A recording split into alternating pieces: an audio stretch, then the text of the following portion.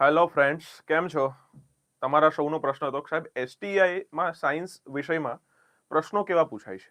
તો તાજેતરમાં જ લેવાયેલી એસટીઆઈ દિવ્યાંગના એક પ્રશ્નની વાત કરીએ કે ડોક્ટર મેઘનાદ શાહના ખગોળ ભૌતિક શાસ્ત્રમાં એટલે એસ્ટ્રોફિઝિક્સમાં યોગદાન વિશે તમારે નીચેના વિધાનો ધ્યાનમાં લેવાના છે. એટલે આ તમારો ટોપિક જે છે એ સિલેબસના અચીવમેન્ટ્સ ઓફ ઇન્ડિયન સાયન્ટિસ્ટ નામનો એક ટોપિક છે, એમાંથી પૂછાયેલો પ્રશ્ન છે. તેમને આયનીકરણ સમીકરણ વિકસાવ્યું છે જે તત્વોની આયનીકરણ સ્થિતિઓના આધારે તારાઓની ભૌતિક પરિસ્થિતિઓ સમજાવે છે.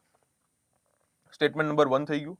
ક્વોન્ટમ આંકડાશાસ્ત્રમાં તેમના યોગદાન બદલ તેમને ભૌતિક શાસ્ત્રમાં નોબેલ પુરસ્કાર એનાયત કરવામાં આવ્યો હતો. સ્ટેટમેન્ટ નંબર 2 થઈ ગયું. આંતરરાષ્ટ્રીય ખગોળીય સંઘના પ્રમુખ બનનાર તેઓ પ્રથમ ભારતીય વૈજ્ઞાનિક હતા. Statement number 3. હવે આ ત્રણ સ્ટેટમેન્ટમાંથી સૌથી પહેલા તમને એટલો ખ્યાલ આવી જાય કે સાહેબ ભૌતિક શાસ્ત્રનું નોબેલ તો કઈ મળ્યું છે નહીં. એટલે તમે જ્યારે અહીંયાથી આને એલિમિનેટ કરો છો તો તમારો ઓપ્શન આ નીકળી જાય છે. બરાબર છે. ત્યાર પછી તેમને આયનીકરણ સમીકરણ વિકસાવ્યું છે, એ વાત 100% સાચી છે. બરાબર. તો આ સ્ટેટમેન્ટ નંબર 1 સાચું થાય. એટલે આ ડી તો આવશે નહીં. હવે આગળ જઈએ તો પ્રમુખ બનનાર તેઓ પ્રથમ ભારતીય વૈજ્ઞાનિક હતા. ના, પ્રમુખ બનનાર નહોતા. એટલે અહીંયાથી આ સ્ટેટમેન્ટ પણ તમારું ખોટું થાય છે. તમારું સ્ટેટમેન્ટ નંબર 1 સાચું છે. એટલે તમારો જવાબ અહીંયાથી આવે છે એ.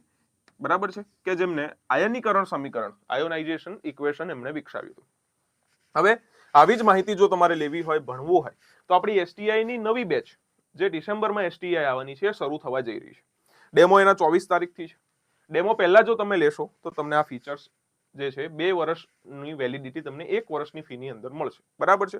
તો ઝડપથી પ્રિલિમ્સ પ્લસ મેન્સની તૈયારી કરવા માટે જોડાયેલા રહો જ્ઞાન લાઈવ સાથે. ચાલો, થેન્ક યુ.